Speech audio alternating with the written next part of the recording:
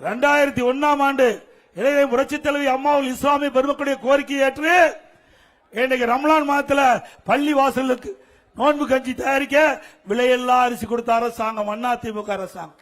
சுமார் 5400 matric ton கொடுத்தோம் ஐயா.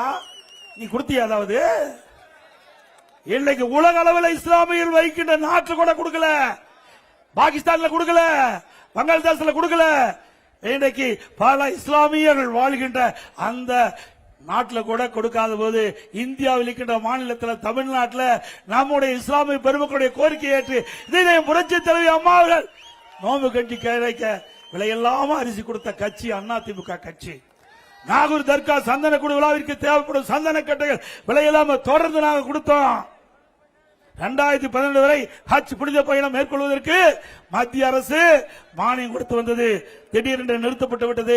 இஸ்லாமிய பெருமக்கள் நான் முதலமைச்சர் இருந்த பொழுது என்னை சந்தித்து கோரிக்கை வைத்தார்கள், அந்த மானியம் தொடர வேண்டும் என்று சொன்னார்கள். அதன்படி அதிமுக ஆட்சி 2019 6 கோடி அந்த ஹஜ் புனித பயணம் மேற்கொள்வதற்கு தொடர்ந்து கொடுத்தோம்.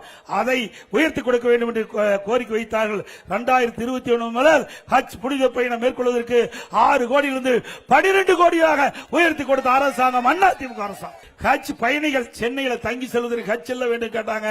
அதற்காக 15 கோடி ரூபாய் நிதி ஒதுக்கீடு செய்யப்பட்ட அரசாங்கம் அதிமுக அரசு. 2014 காட்சிகளுக்கு மாதந்தோறும் 20,000 ரூபாய் மதிப்பூதியம் வழங்கும் திட்டத்தை துவங்கியது அதிமுக அரசு. உலமாக்கள், மோதிலாளர்கள், ஓய்வூதிய பயனாளர்கள் எண்ணிக்கை 2000 2600 ஆகும். அவருடைய ஓய்வூதியம் 780 3000 உயர்த்தி வழங்கியது அதிமுக அரசு.